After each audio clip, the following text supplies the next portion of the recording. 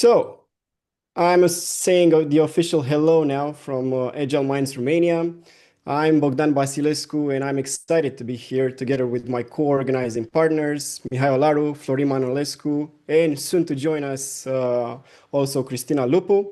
Together, we're really passionate about agility in all various domains. So whether you're new to the Agile world or you're a seasoned veteran, this is the place to actually share insights, learn from each other, and improve our way of working. Tonight, we're actually hosting one of our recurrent sessions, either online or also on-site versions of it, of our Link Coffee.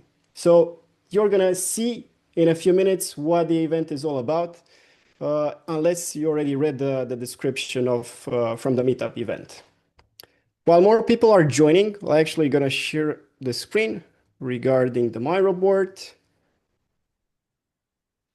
And we have this icebreaker ongoing, which we're actually gonna time just for 5 minutes, actually 4 remaining, just to get the people through.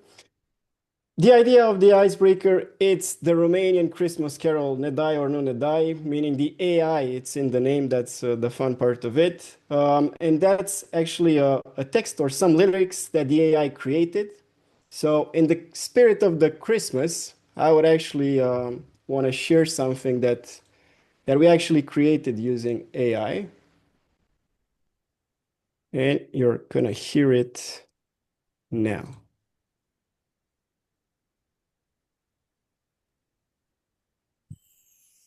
Are you gonna gift us or leave us on the list? Santa's got AI now, he's checking your wish list. His bots scan behavior, both naughty and nice, deciding your presence with data and spice. So be good or be clever, no slipping through. Santa's neural net's watching you. Nid dice on new nid die. The flash has got you.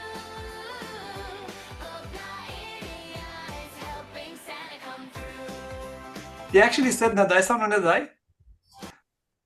Exactly, he actually said that. So this So is yeah, an AI created song, Bogdan, you did for us. exactly. Oh I'm not my. going to give the name of the tool that created it, but this is let's call it just a glimpse in terms of what AI can actually do for us. So that was a few minutes of creation. Imagine if some refinement of the prompts or more time would be invested into it, what it could be actually achieving with that. So I see we're almost there with the 2 minutes, so we're gonna give it a bit more time for people to join us. So meanwhile, feel free to grab the stickies, try to become creative, and then actually try it on your own, right? So take the prompt, add it in your AI chat bot, and see what it actually responses back to you. My suggestion would be to ask also nicely and ask AI Santa to provide you with some support in that when asking the AI chatbot. I have some results. He actually gave it a lot of thought into the process behind it, and he actually thanked me at the end. So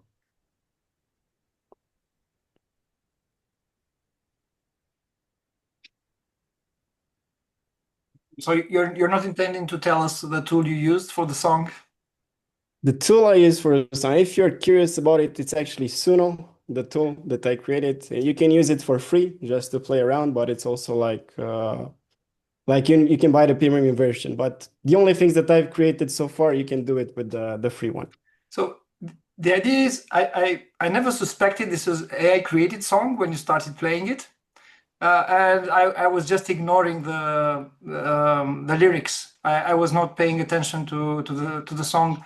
I thought it was a regular Christmas song, and I don't know, I don't know, random artist or something. And suddenly she said, "Ne dai sau nu ne dai."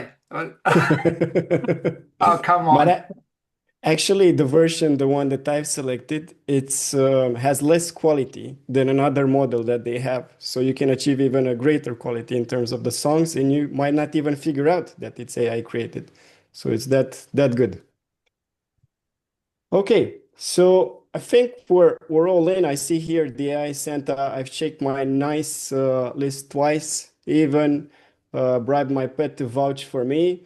So this year, how about a gift that's as awesome as your slide ride, like a never-ending pizza box or socks that never get holes?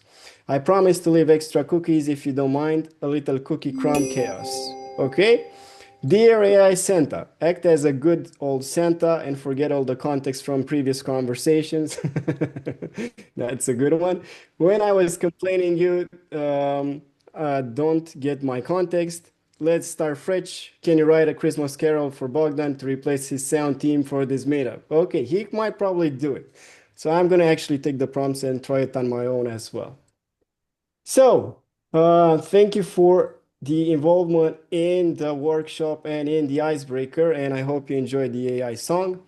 Before we jumping into presenting you the format for today, I'd like to share with you our official agreement. It's based on the Scrum values, so it's not a big surprise for the Agile veterans here. The focus, openness, courage, commitment, and respect. So the place here is to share your experience. That's the purpose of it. This is how everybody here learns. To keep your mic off or on, of course, if you're speaking, and share your camera just to basically minimize the delay or the lag between this remote collaboration. That being said, this is the format. The purpose of it was started about two great guys back in Seattle who came up with this idea about lean coffee because we didn't invent it. They were the one who created it, but they reflected about these three things back then. How much time they're wasting in meetings, especially if they're not accountable for creating the agenda together with the participants, and the actual time involved in creating that perfect agenda that usually people create when organizing by themselves a session. So that being said, this is the format. As I shared with you on the meetup link and also in the posts, the first thing we're gonna do is we're gonna be brainstorming topics here, unless you already brought the topics with you, which is even better because it will speed up your brainstorming process. We're gonna be pitching the topics 15 seconds or 30 seconds just to provide some context for everybody about the thing that you have identified, the challenge in your environment. We're going to be ordering the topics based on our interest, like common interest here through dot voting. We're all going to have like 2 votes to vote, our topic and of course another topic. We're going to be discussing the top most ordered items. And just as a spoiler for you, usually based on our, let's say, empirical events and observations, we usually have around 2 or 3 topics debated. Of course, depending on the interest of it, just given the accommodated time box that we have. Then after each topic, we're going to be sharing the takeaways from our breakout sessions, if that's going to be the case. And then we're going to be assessing interest. So meaning if we were going to continue with that topic or we move forward to the next one. So that's the overall format for today's evening. So I hope everybody is already on the board. If not, I'm going to be resharing the link in the chat. Wait 1 second. Okay, perfect. So I'm going to bring everybody here just to make sure everybody's on the same thing with me to follow. What we're going to ask for you is just for the next 3 minutes, use the stickies basically, or the items here below, like where it says add here. You double click. So if you're new on Miro, you just double click, you write something on the item. Please feel free to use any of the ones that we already created here and add your challenge or your idea that you want to debate with the group that we have here in order to harvest our collective knowledge around the agile world and the product world. That being said, afterwards, we're going to invite you to pitch your topic. So once you edit it on the list, and then we're going to be voting it for the next 1 minute. It's going to be ordered, as I mentioned previously, and then the discussion will begin with the top most voted item. Does anybody have any questions before we actually start brainstorming on this blue sticky notes from here? I don't know, Adi, Natalie, Yonuts, Naila, and Ashraf. I pronounced it correctly for sure. Okay, I see the nodding, I see the silence. I take it that everything was clear, Bogdan. So as I said, 3 minutes for us to brainstorm on the blue stickies here.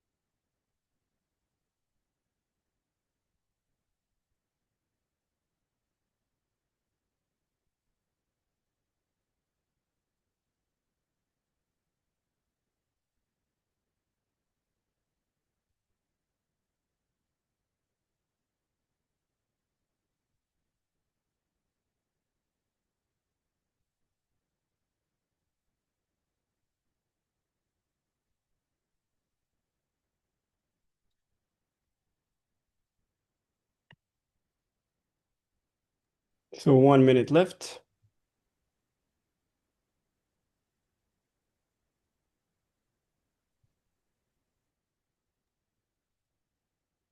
And just a heads up, since I mentioned about a limited time for the discussion, keep an eye on what you vote because the first 2 or 3 topics is going to be the ones that's going to be debated.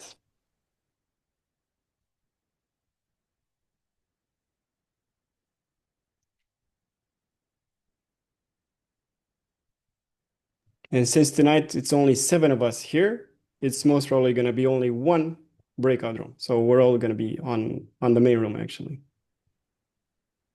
You mean there will be no breakout rooms, Bogdan, right? Yes, yes. The breakout room is here. This is the breakout room.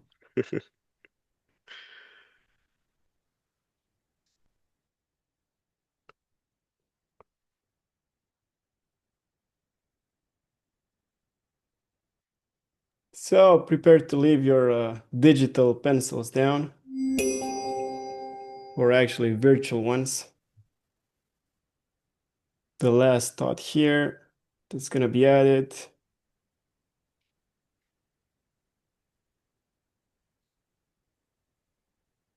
Okay, cool.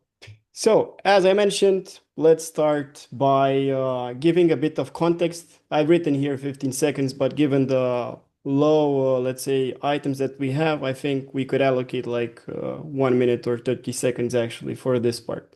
So maybe 1 minute would be better for the pitch, and of course, it's a time box. If you can clarify it sooner, then that's fine. So I'm gonna be inviting the first person that edited it. Have you used conversations architecture? I guess it's just a question, so it's kind of self-explanatory, but do you have some specific thing in mind? Hello, I did this. I'm Adrian. Uh, Hello, Adrian. Conversational architecture is a way of thinking about architecture where you don't have any more architects, but everybody's an architect, meaning that you move the responsibility of the architectures little by little to the team. And you basically have architects, but they don't do schemes anymore. They just ensure that there's a governance level on architecture. So I was wondering if you have used this approach before. Okay, okay. Thank you for the additional information, Adrian, to your question. Okay, so next person, organizational topology not helping Agile flourish. Tips and tricks. Yeah, I added the next one. So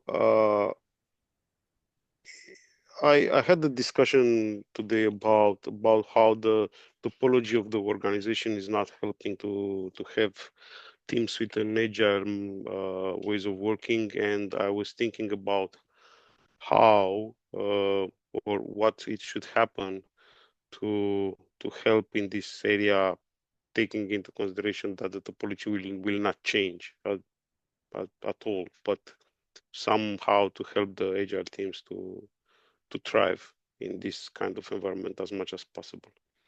And the next two ones also added by me, AI as a teammate or just a tool, because I'm seeing a lot of discussions in the past 2 weeks actually. Some people are seeing AI as a teammate, teams combined with people and AI agents and AI tool and AI, but some other people are not seeing AI as a teammate, but just as a tool, and maybe some debate here. And another thing is accountability dilution in agile teams, because right now there is a trend that uh, uh, basically there are companies in which are delivery managers, scrum masters.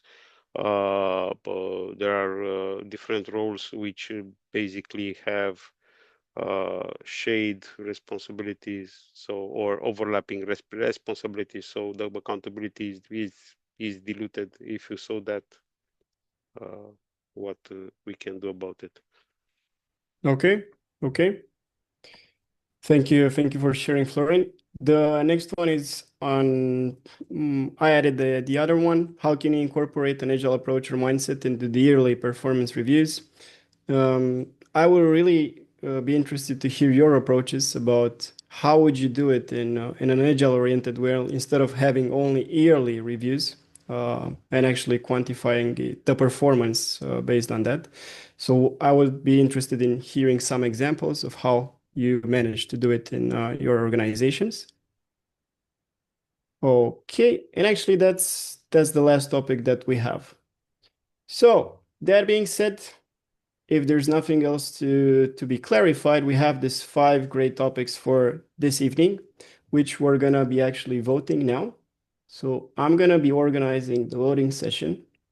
How you basically vote, you're gonna see a pop-up if you've never used Miro. You're gonna be having two votes, 1 minute to vote, one vote per object, and it's only these five items that I've selected here.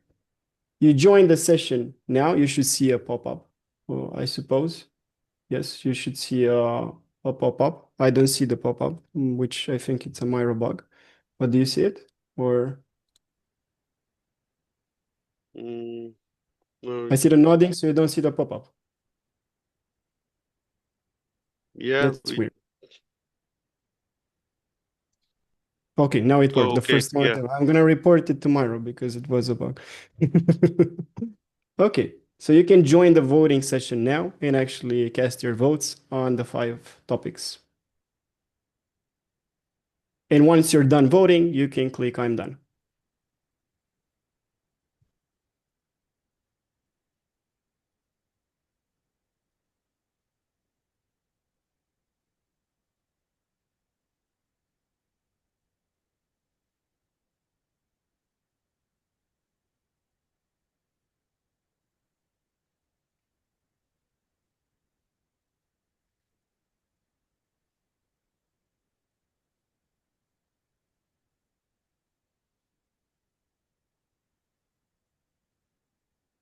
So I guess everybody voted. So let's see the results. We have Agile organizational topology not helping Agile flourish, tips and tricks. Okay, and how can you incorporate an Agile approach or mindset into the yearly performance reviews? So these are the top three. I'm not sure if we should actually order them necessarily because I think we have the top, we'll have the time to cover them both and maybe even the third one with the AI as a teammate. But these are the votes from tonight's session. So I'm gonna reorder them based on that, based on the votes. And we can actually kick off the conversation, starting with the first topic with the organizational topology not helping Agile flourish. So that's going to be the first topic that we're going to be debating tonight. How that's going to happen? It's easy. We're all of us here just to self-manage, so meaning we are going to keep the time box. We have 8 minutes for this, just to debate this item. One of us will be the scribe, so taking notes actively on the sticky notes. And of course, the last one, it's not applicable here since we're all here part of the discussion, so it's optional to be prepared to share it with the entire group because it's only one group for this evening. So how we do it, usually the person that added the item will be the one kicking off the discussion, and the rest of us will contribute with our experiences to the problem that is being framed here. Okay. So I will kick off because I added this one with organizational topology. Probably topology is not the best word, maybe the culture, organizational culture.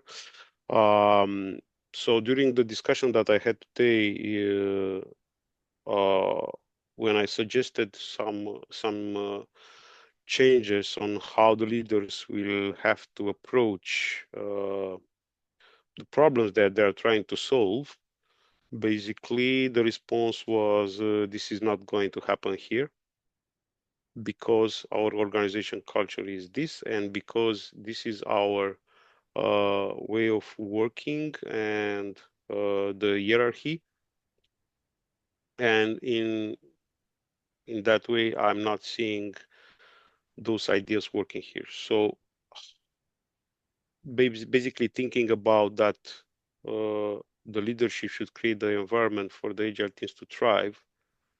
How maybe we can approach from other perspective, or how we can help those agile teams to perform at the best,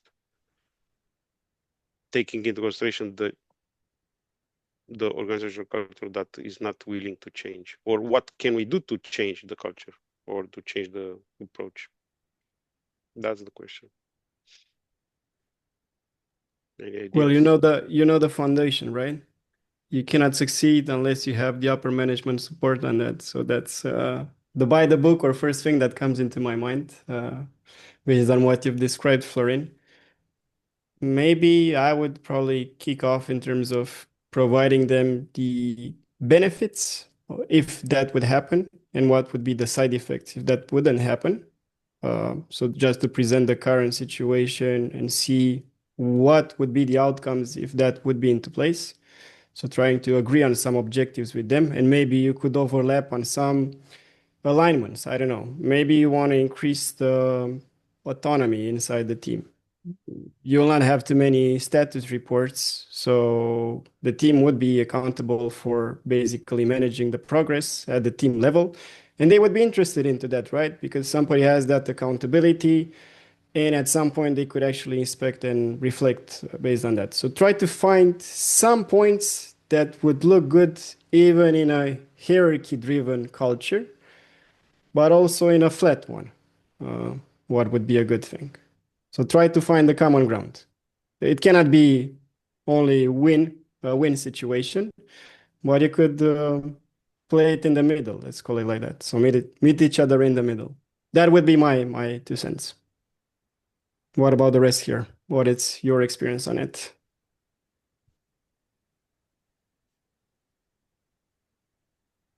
I'm seeing some sticky notes, working agreement, and strategical Yes, agreement. I added those. So my approach here is, well, I try to work on all levels at once. So first of all, I'd like to, I don't know if you've done that before, but to have working agreements very clear. So working agreement is something that is really useful for alignment on all levels. And quite often, almost always when I do this, people from the organizations tell me that this is just common sense. So working agreements can mean we're not late for meetings. We don't talk on top of each other. We have a strategy and we use it. Uh, we when the daily is daily, uh, stuff like that. So Anyway, the team creates the working agreements. I'm just facilitating it, and it also shows their level of maturity. Working agreements is good because you start from something and you can start having some internal guidelines that they can come back upon.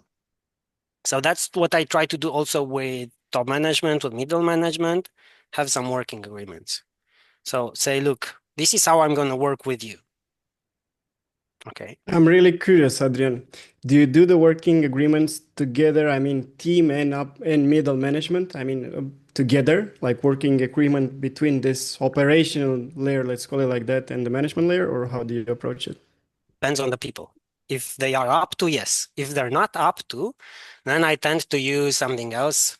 I tend to use um, the 7 levels of delegation. I Jürgen think we lost. Apollo's book. He's back. We lost you for a second, Adrian. We didn't hear. The Okay, last thing that we so heard was if seven they are levels. That if was they the are thing. up to this, yes. I mean, if I've considered the middle managers mature enough, or even the top managers mature enough, yes, I involve them. If not, if they just block things and say, "Oh, no, no, no, look, we're smarter than you. You should do what I tell you," they're not they don't have a collaborative approach. They don't have a way of accepting and incorporating feedback. I won't join. I won't let them join that. And I will do sessions on one or in small groups on um, what you could find in Management 3.0 from Jürgen Apollo about the levels of delegation. Okay, Okay, so you can find there 7 levels of delegation that is really useful for that. that's interesting. I think it's a very effective exercise, especially if they're up to playing it. As you said, if they Yeah. are accepted in participating to the actual exercise. So I'll give you here in the chat the 7 levels of delegation. Typically, I use this always to create very clear expectations between levels of management and between me, okay, as well. Okay, okay, nice. What about Natalie, Naila, Ashraf, or Yunus? Have you ever experienced such, let's say, a cultural challenge, a cultural boundary? How do you bridge that one? So I could say that in my organization, we try to adopt agile. So we have the support from top management. So in this case, I don't know. I think it's quite impossible to use agile if top management doesn't want. Yeah, and maybe you could try some. Only some tools or some like from agile, and they will see the benefits, and they will change their mind.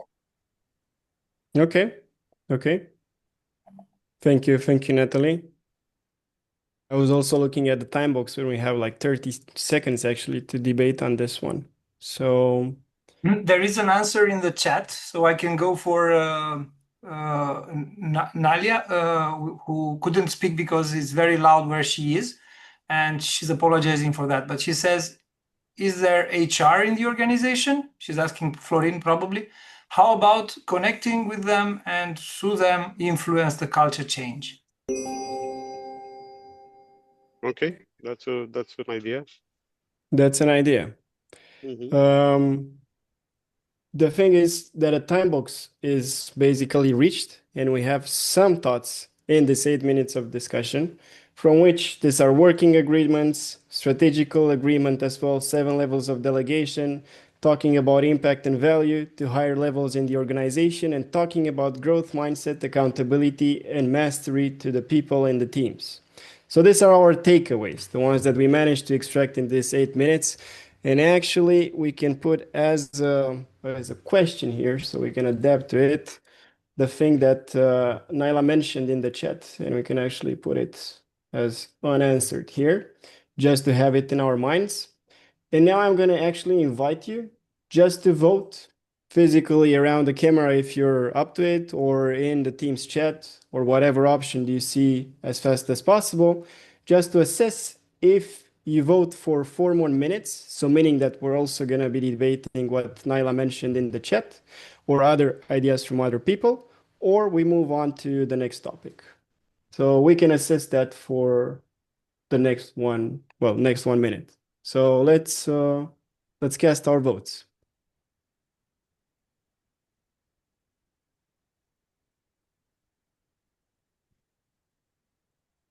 So we have 4 and we're 7 in total. So I guess we extend the time box with 4 minutes since it's the majority.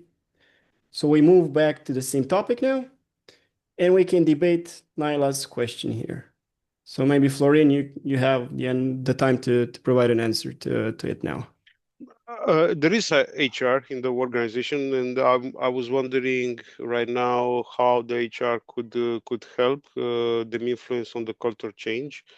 And I was thinking about if there is also an agile HR thing out there. I'm not very familiar with how you can apply agile in HR operations or things like that, but uh, I don't know. I don't know. Probably HR could work with the company to have some I don't know, internal programs, education programs, or educational programs or events which are helping influence the culture change. But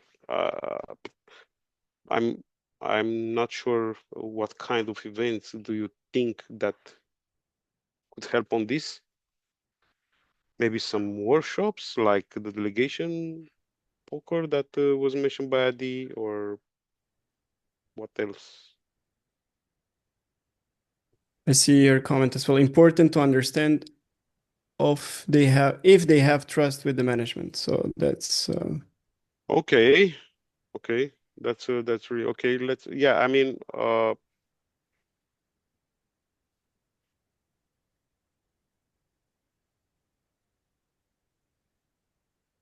I would see also the involvement in the HR maybe in terms of promoting the benefits or the advantages of this cultural change, like what would actually bring, and having the HR as a backup, being the expert in the field, right? It's people and culture.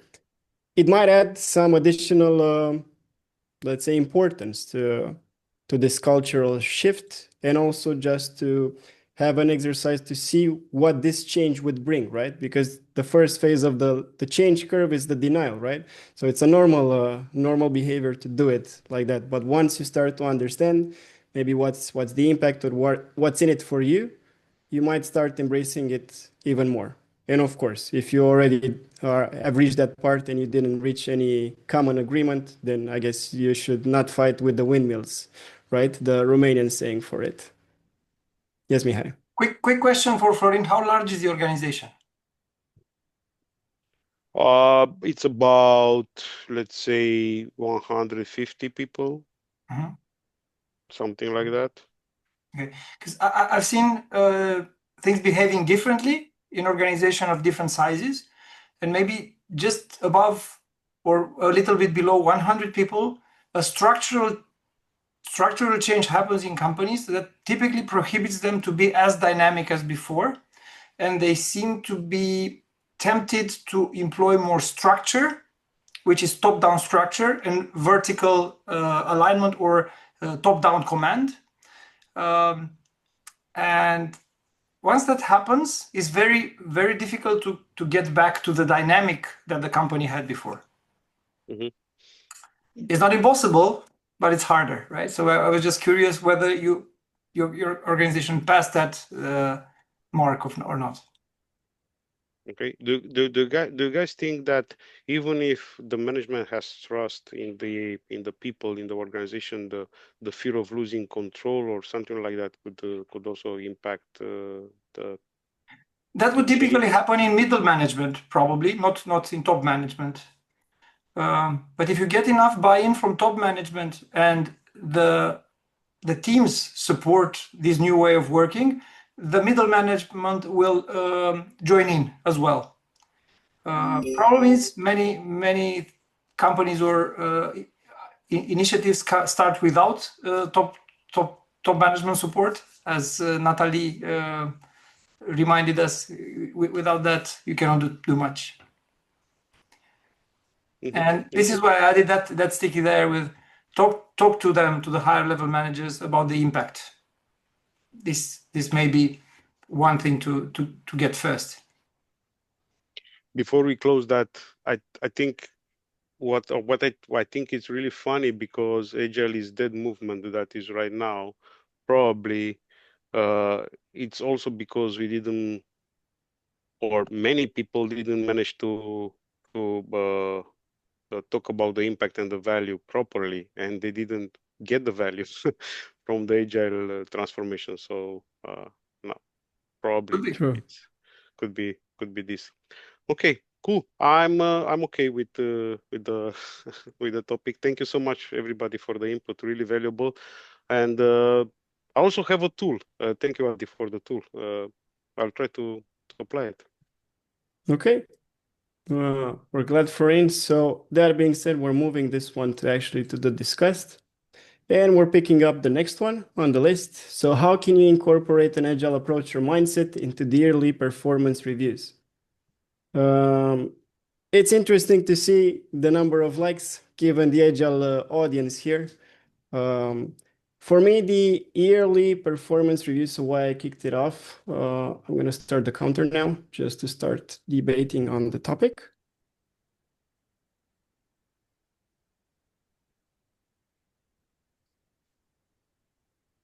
So I've been in an organization where there wasn't any emphasis on the reviews of the people, right? But the expectations of them continuously going existed, but still there was no support in that manner. So it was just a quick check, just to verify a tool. If they achieved any objectives, if it would have been the good case at 6 months, or the worst case would be an yearly, as I mentioned it here. So what I'm asking you, because I tried a few stuff to change this approach in the organizations where I've worked, how have you tried approaching this topic in the organizations where you actually have this yearly performance reviews? If you have this process, maybe your organization could do it once at 3 months. But I'm really curious, what methods have you used? And an influence, just to have an idea about what I've tried, is just to split the reviews of the people, like, because the continuous feedback, right? That's the point behind the agile approach, is to put a big value on the feedback approach. So the feedback for me was monthly done through some reviews of the people, having the one-on-ones, giving a rating based on, let's say, on a reference, and just tracking that along the year for the person to align the expectations with the person when he actually reaches the final year, what to actually expect of his performance. And of course, give him sufficient time to improve if that would be the case. Because if you were to meet after 1 year and people would say that constructive feedback, let's call it like that, like you haven't done a lot of stuff, but it don't give you any time to actually improve along the year, for me, it's a bit unfair. So that's why I wanted to change it in a way and give people a chance to actually be able to do it. So what have you tried in your experiences?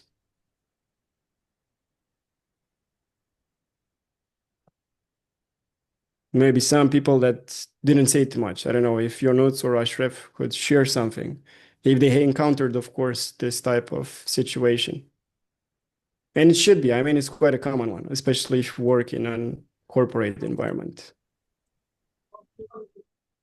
Yeah, yeah, for sure. We have this. We have the yearly review, but also quarterly ones and monthly. Apart from that, we have also like it can be even weekly. Sometimes depends on the situation. So of course, the feedback. What I usually use in my case is feedback over feedback in weekly basis, official and non-official, because sometimes we have some emergencies, let's say, like this, on which we have to provide feedback, and sometimes we need a very quick responsive feedback and very quick improvement, and sometimes we have time to monitor more results. So it depends. I would say it depends from the situation. But for the yearly review, we have with the company where I work, we have a specific grill of improvement plans that we have to respect on a yearly basis. But for the quarterly ones, we define our objectives, we define our personalized feedback for every person actually. So that's the approach based on feedback, but it can be short or long term, let's say, results. So you're saying that the quarterly ones contribute to this yearly review, right? Like you take the Of input course. from each of the quarter and you then at least give the chance once a quarter for people to take some actions in terms of improving Exactly. if that would be the case. Okay, so a more agile Exactly. approach from that manner. And they are Still, personalized, the quarterly ones, personalized toward the unified grill of the yearly review. okay, okay. It makes sense to also have like a quantitative measure behind it, not just Yeah, a yeah, qualitative feedback to provide it. of Okay. course. Smart goals. Yeah, yeah. Thank you for sharing, Ashraf. What about Well, Naila, Natalie, Florin, or Mihai? What about from your experiences? Yeah, I also put a post-it note with how I am seeing. So right now in the companies in which I work, there were uh, not necessarily yearly reviews, but they were like twice a year reviews. In some companies, there are also some objectives and key results that are defined together with the employee, and the employee is creating an improvement plan for him for the next period. And besides the feedback that is received from their peers, from the customers, from line managers, career coaches, or some other kind of roles, there is also a checking of the growth, if that the growth happened, uh, and if there is a willing to grow from that person, because from my side, agility, part of the agile process is that growth, the continuous improvement, to see that the person are continuously improve in some areas we or in several areas. Yes, Bogdan. I'm really curious, how do you validate the growth? Do you just check, for example, the OKRs if the key results have been achieved or not? Or how do you measure it? Uh, in general, there are different kind of, as Ashraf mentioned, there are some specific areas. In one company, there are some specific areas against which each individual is assessed. There is also a self-assessment that is done, as well as assessment from the other people, as I mentioned. For the OKRs, yes, you are taking a look on the OKRs, on the objectives and key results. You are assessing the progress against that, what you did, together with I don't know, the line manager, or with some people who is let's say your peer, and some actions that you took during the period. Yeah. And also there are some other things like what you do extra mile, nothing also related only to the project in which you are involved, but also volunteering work, mentoring some other people, coaching some other people. Things like are not necessarily written in your job description, for example, but you're willing to do it because you like it, or you have an interest. Okay. Okay. Thank you. Thank you both for sharing on that. I have another question, an open one for everybody here. Who, from your point of view, should be accountable of this quarterly or monthly or yearly review? So, who should be the one taking the initiatives for this checkpoints or events to actually happen? Who should have this accountability? But we're gonna find out after the break if this is voted. So this is a food for thought, let's put it like that, for the next session. Um, let's cast the votes. You know the drill. We do it on the camera. Who's interested in continuing with the conversation? Okay, I see 4 thumbs up. So going back to my question, I hope people are eager to provide some examples. So I'm starting the countdown. Ashraf, you are trying to say something, I think. No, I just said me too because I can't write because I'm driving. So that's why I vote. Okay, okay. It's good. Thank you for the voice confirmation. So who do you think should be accountable for this process? Who should take the initiative? Uh, I can answer it. No one. Yes, Sure, Ashraf. it might be different. I mean, from experience, it might differ. That's why it's an open question. So please, Ashraf. Yeah, so actually, my opinion aligns with what we are doing in the organization where I work. It's actually the direct manager who is assessing everyone below them, and it goes like this in the hierarchy. So, in my opinion, the direct manager is the closest one to the team and can actually not only assess but also track the progress after that. So, yeah, direct manager, I would say. Maybe I have a follow-up question. Let's say that that checkpoint doesn't exist in the agenda or somebody cannot make it to the checkpoint. Who's accountable of making sure that that checkpoint actually happens or not? So that's that part of the process. I mean, would be your expectation, open question again, for the learner or to actually kick off the initiative to make sure that that event happens, or should it be the manager's or direct person's, let's say, the direct manager's responsibility of making sure that that event happens? I will provide you a consultant response. It depends, Bogdan. Uh, it depends a lot of the feedback culture that is in the company, from my perspective. Because, for example, you can provide voluntary feedback without being requested, and you can provide Okay. it anytime. And in an agile setup, you can also provide it during a sprint or at the retrospective. You can provide feedback for your colleagues, kudos, or I don't know, discussing some behaviors which are not aligned with the team values or company values. Or you can provide feedback as requested by the persons which are interested to see how the others are seeing them. Okay, Uh, so upon demand would be a thing, upon demand from the person requesting it, or but voluntary. also, okay, so voluntary feedback. Okay. Yeah, yeah.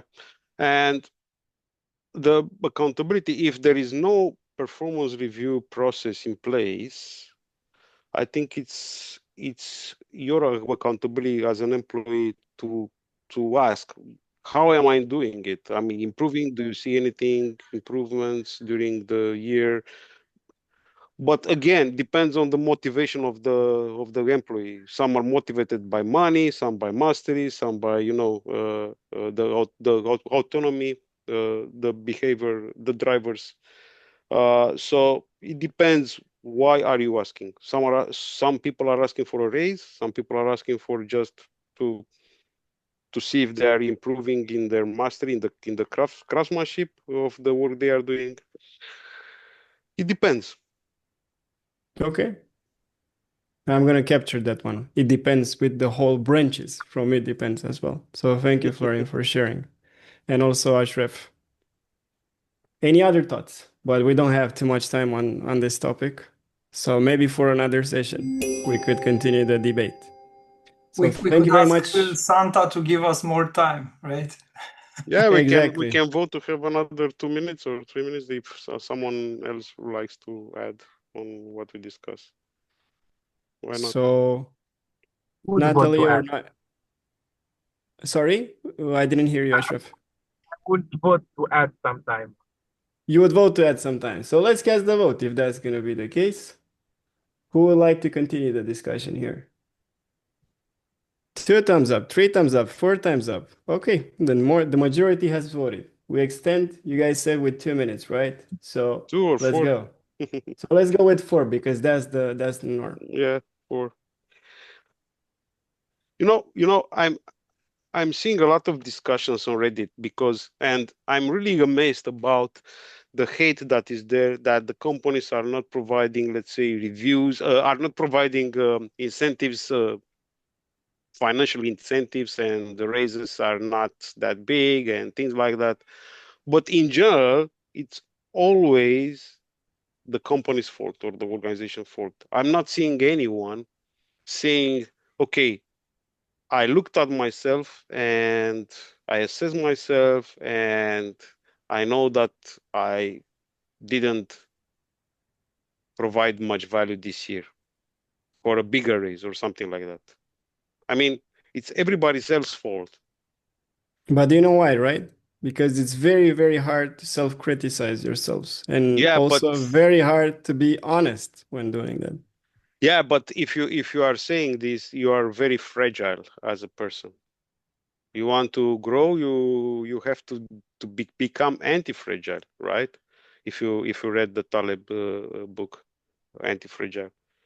So it's the same with the teams. How a team could become better, a high performance team, if we are only complaining that we are missing this and that and that, and we are not doing anything as a team to grow and to have a growth strategy on a longer term, to identify our weaknesses and to work towards closing the gaps, for example. So the idea would be to that continuous growth can happen without even going through these checkpoints. It can start, I mean, from bottom up, and it could be a collective, let's say, learning experience without Yeah. reaching these milestones. Okay, I'm gonna taking that note. So what about Natalie or Nyla? Any thoughts on this one?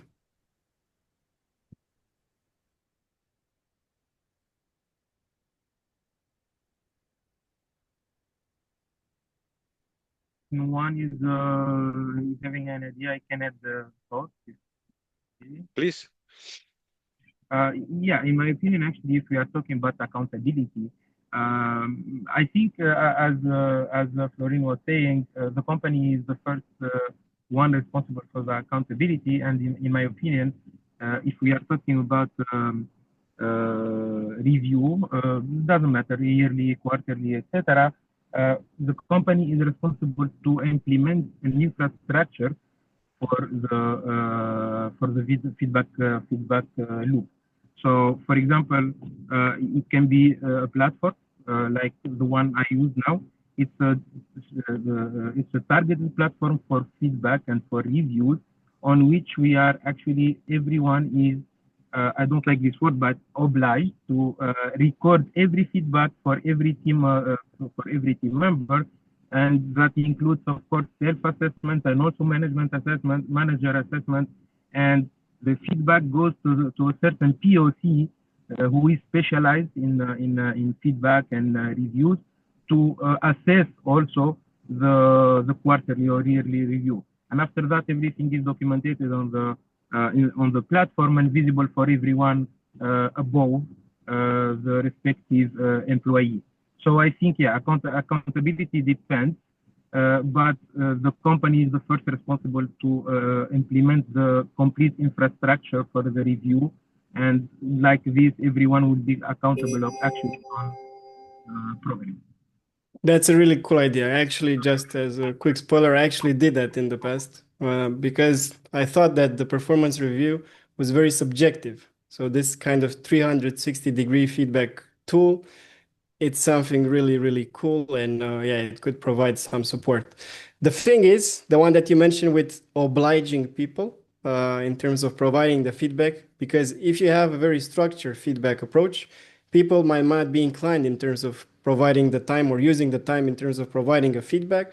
But in that way, it would be enforced. So based on the example that you provided, it would be enforced inside the culture, and people would actually do it because they expect others people to do it from themselves. So that's a cool idea.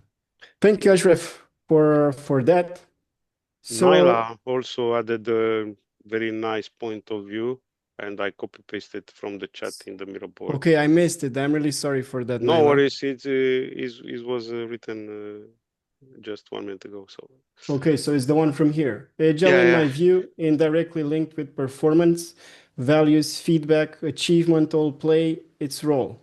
What kind of performance assessment they had before Agile change? Also important. Yeah, yeah. What was the baseline? Indeed, it's really important. true, true, true. Adding on what Okay, Ashraf said, and we can close with this one. Uh, Even if you are trying to do as objective as possible the performance reviews processes, there will be subjectivism inside it. It's inevitable. So yeah, we need to be careful on how we approach a performance review process. okay. Seems fair. Seems fair. So thank you all for contributing on that one. I guess we can conclude this one item as well. And we have AI, the next one, and actually I think it's gonna be the last one, depending on how we move or the interest on the topic. AI as a teammate or just a tool? I don't know who added it. I have a bad memory on that one, but I presume it was Florin, if I remember Yeah, correctly. I Okay, added it. so he's gonna be the one kicking off the discussion on it. I'm moving it here just to put it as a debate. And the floor is yours. Uh, so I'm seeing a lot of discussions lately because there is this AI hype, and is normal because AI is changing the way how we are working. Uh, but there are debates if AI is a teammate. Some people are saying yes, AI is a teammate because we will have teams. Instead of having 10 people in a team, we'll have 3 people, and the rest to be some AI teammates like agents, which are doing stuff. And we should treat AI as a teammate. And some voices are saying no, AI it is a tool and it will remain a tool at least until we'll reach AGI, which is artificial general intelligence, which means has some reasoning behind. We don't know how it will look like, but uh, I wanted to understand how do you guys are seeing this, and what do you think it will be the approach? I have a strong opinion, to be honest, but I want to know what is your opinion and how we can leverage the advantages that AI is providing us. I have a quick one, a fun fact, because we've just talked about performance reviews. If you're considering that AI is a teammate, right? How could you conduct a performance review for an AI? Since you're the one providing the prompt, refining the prompt, and actually trying to make it better. So from my point, if I take this as a, let's say, aside, I would say it's a tool based on this argument. For this problem you're raising, Bogdan, they are bringing up a new concept in AI, which is evals, right? They create evaluation systems based not just on AI, but also on expert opinion, very highly trained experts on different domains to actually do that, review the answers that LLMs or I don't know, generative models or agents give to certain problems in certain domains. These Okay. are expensive tools, and the knowledge required to actually run the assessment, whether the AI tool did the right thing or not, or the AI teammate did the right thing or not, very pricey. So that's a hard point you hit there. So to what Identifying the extent? business idea. Yeah, to what extent do you give autonomy or agency to the AI entity, whatever you call it, a teammate or a tool? At which point you say, well, the tool is trained enough and I trust it to do this job, or stop and say this is a higher level job that maybe a human or a specialized trained human should deal with. So It can be a teammate if you ask me for lower level tasks where it has already agency and it doesn't need evals to go through its responses, because we've tested it in many various situations and it works. But I think for most of more complex work, it still needs work being reviewed, which probably makes it look more like a tool. High-end tool, though, a very high-end tool.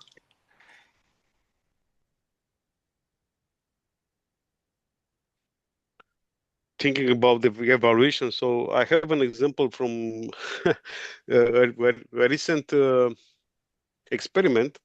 So basically, we had an agent, a chatbot, that was trained on a single document, which contained all the information, terms and conditions for a product, for a service, for a product, and it was trained on that single particular document to respond to the question from the potential customers from in the website. And I'm not sure how it was trained or what was the technology behind this AI chatbot, but the results of the responses was disastrous. I mean, basically we shut it down. I mean, uh, we just killed it. It doesn't make sense to invest money in this one. So about the performance review, Bogdan, you can also do a performance review of to a tool if the tool is providing you, let's say, uh, the return of investment or How not. can it set for itself the OKRs, right? How could it actually create the objectives that he wants to achieve in the next year? That's a good question, Bogdan. Do you want the agent or teammate, AI teammate, to do certain jobs like the evaluation job, the OKR job?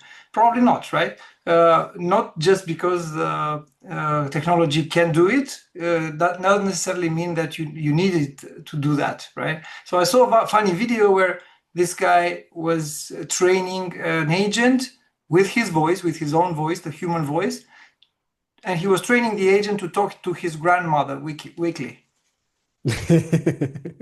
Yeah, he can do He was that. delegating it. He can be your team effort, but actually, do you need that, or do you want that? Do you want to externalize that part of I don't know, the human interaction or the job that you have?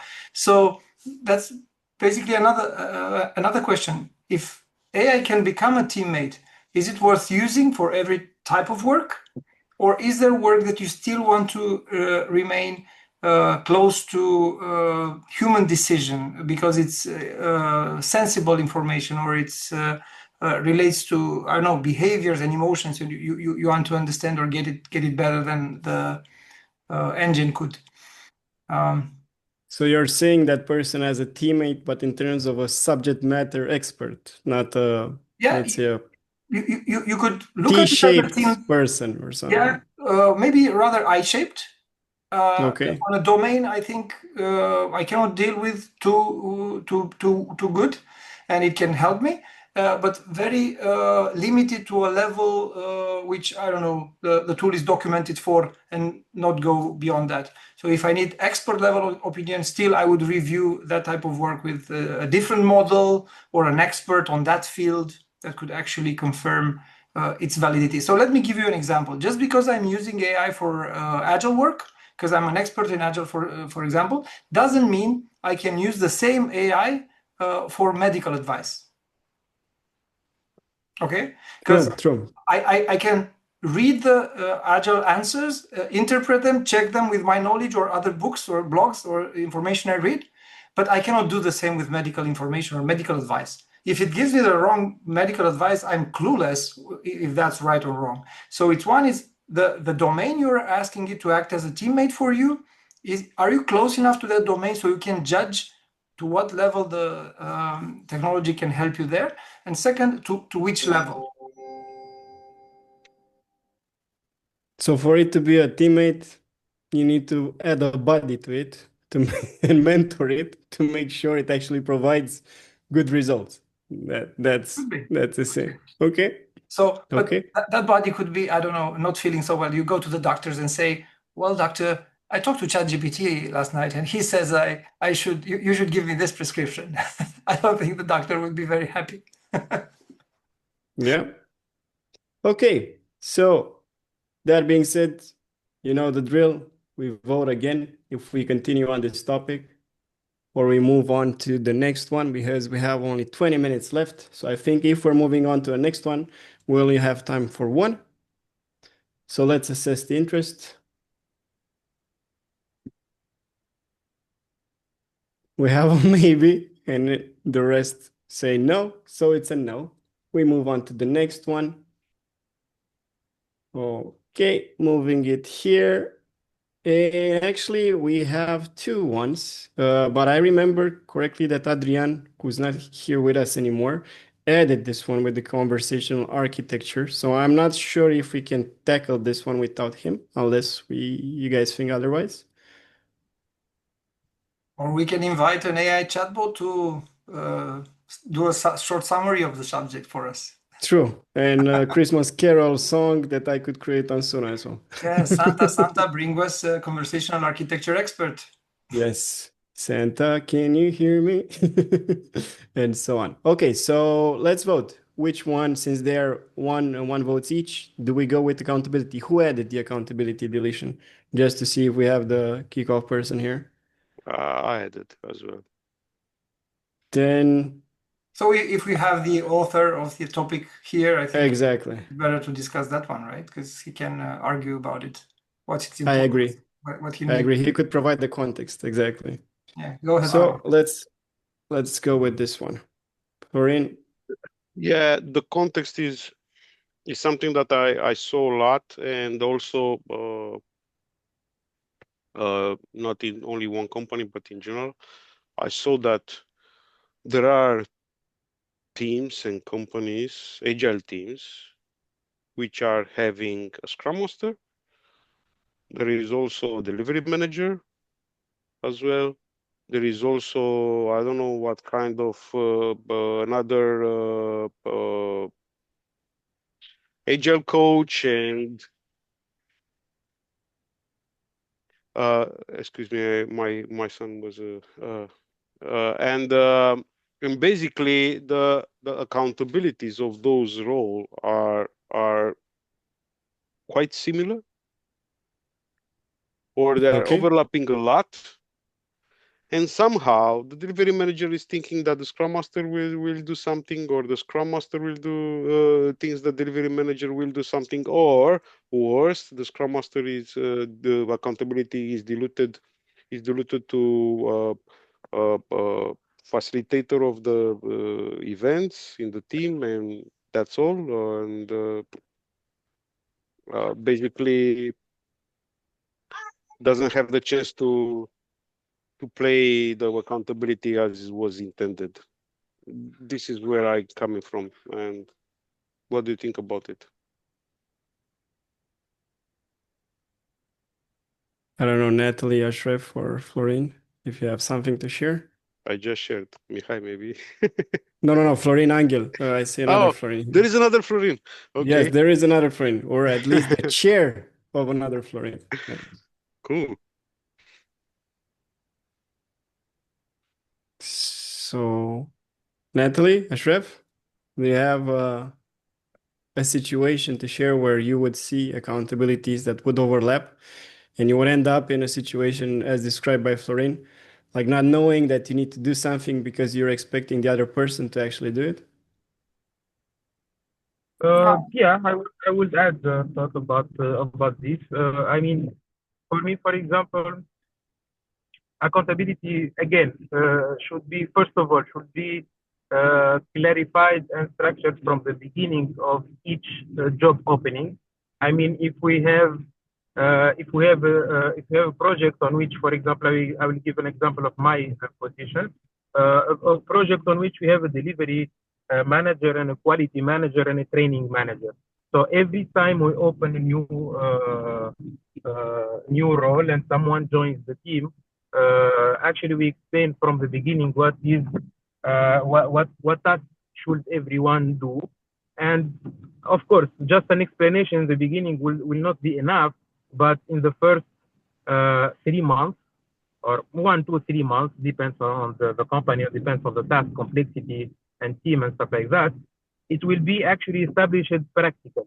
So we start practicing, we start defining the tasks, and we start announcing the tasks of especially the new joiner. And like every week, if we have a WBR, for example, we are asking the new joiners to do this and that and that, and we are explaining that that part of the report, you as a training manager, you have to prepare it or to delegate the task to your trainer, and then you are responsible for the presentation of this part in the weekly business review or monthly business review. So I would say accountability will be very solid if we practice it from the beginning of each new joiner in the team, in the management team. So like this, everything will be always very clear. And if we have any other problems in the future, it actually it depends also on the culture of the team, that we can anytime change the structure of the task, and everyone will be like this, in my opinion, accountable actually on the task that he should do.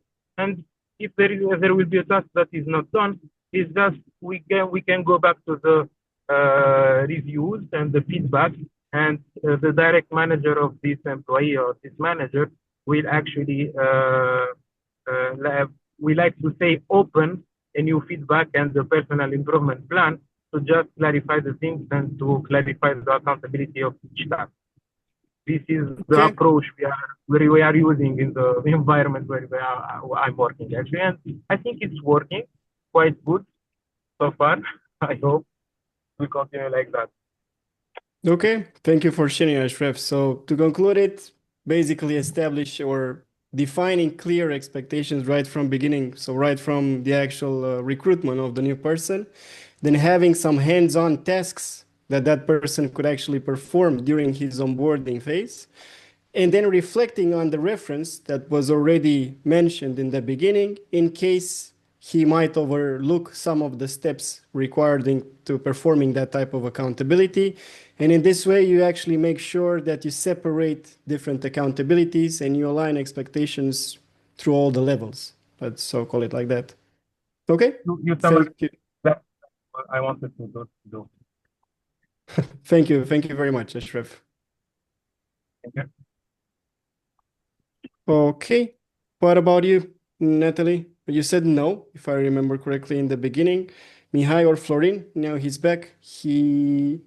What's your take on the accountability dilution in agile teams?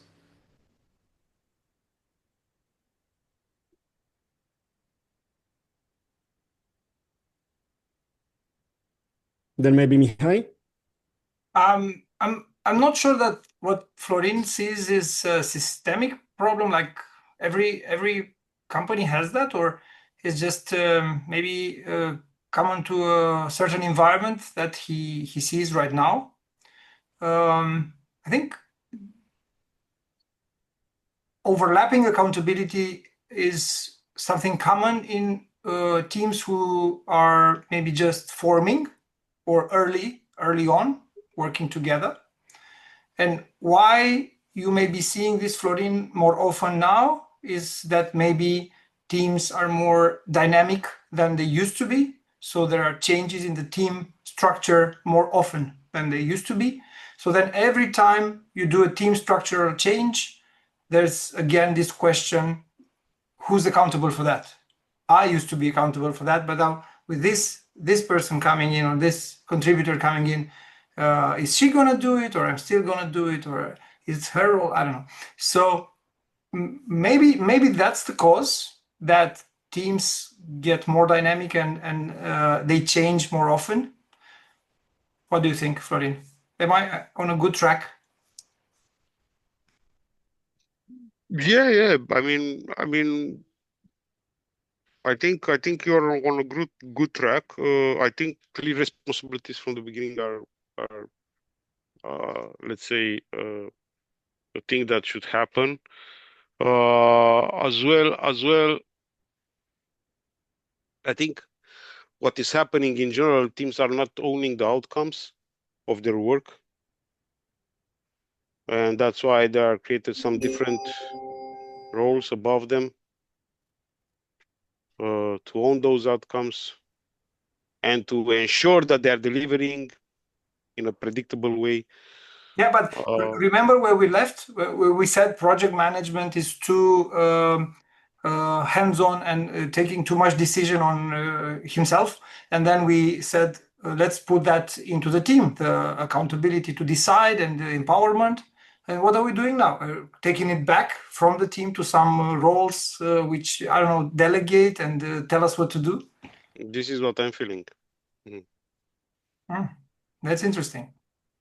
I mean, I'm curious if this is a industry specific or maybe just company specific or is general on the market. Can anyone else see that more and more accountabilities that resided in the team are pulled from the team to some supervisor level of I don't know, product manager or scrum master or project manager or someone else, and the team lose some of their autonomy? Does anyone else see that?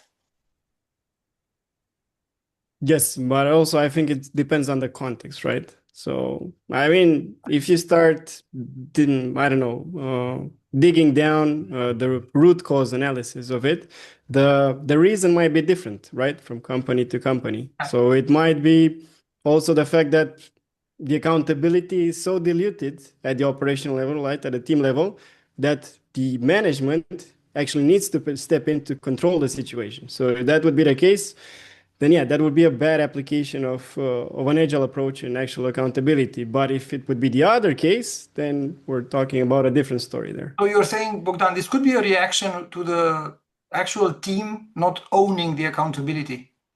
They just Not owning, but also not having the possibility to own it as well, because you also need to create the right context, right? The right environment for it to actually thrive, to give it a chance, right? But they said they owned it, but they didn't, right? And because they were using an agile approach where they should have decided that for themselves, the expectation was that they would.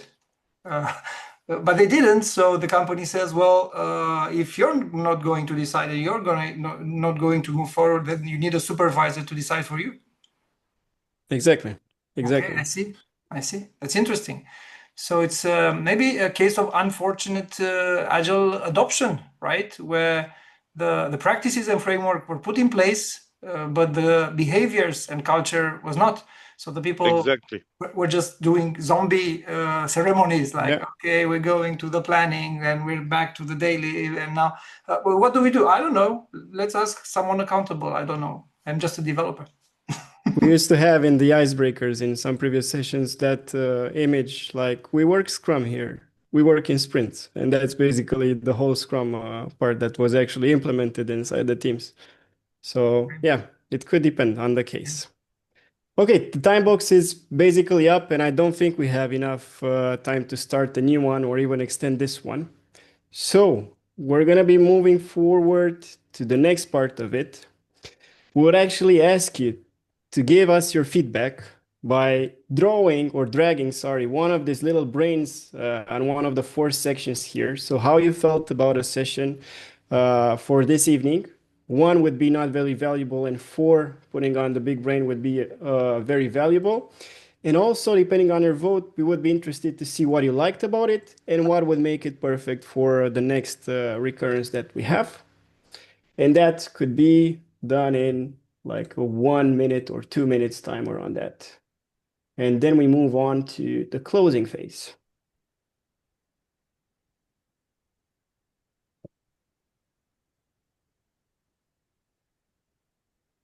So at least we can put up a Christmas tree from those brain logos. And I Because could actually, it's early Christmas. They're red and they look more like decorations from the Christmas tree. Then the brain is the Christmas tree, right? true. And we can împodobește mamă bradul. And I can actually put the song from the beginning. I don't know if I still have the sharing permissions to actually share the sound, but Yeah. let me know. You could close the session with the same song. Do you hear it? AI written. I'm very curious about it. I know we're over that time box and it wasn't voted to continue, but Florin said he had a strong opinion on whether AI should be a teammate or a tool. What's your strong opinion? And don't argument about it. Just tell it which one it is, Florin. It's a tool. Okay, thanks. I don't think you mentioned it, right? But you raised the awareness. Like I'm very strongly opinionated on this, and Yeah. I just want to know it from you. And then you never told us, so It you was a own this. giveaway, Mihai. You didn't notice it. When we raised it, the fact that it was a tool, you could see it on his face that he was somehow He agreeing was with us. happy. But we built on that. We didn't say it's a tool directly. Yeah. We said, well, it could be a teammate in certain situations which are limited and where you already trust it can do what it should. Okay, very Yeah. nice. Okay. Cool. So thank Uh, you very much for. Yes, I think I heard some noise. Somebody was trying to say something, or yeah, it was me. I just wanted to say that it's not working on the mobile. I cannot actually move anything or even write anything there. okay. So that's a technical difficulty. We're gonna still need to raise that a ticket, right, on the support on Miro for the bug on the mobile version of the app. It's perfect. Okay. You could give us the feedback verbally, so that would still count as ref as well. We hope you all enjoyed your time together with us. And just to give you a spoiler on the closing part, what's actually gonna be next?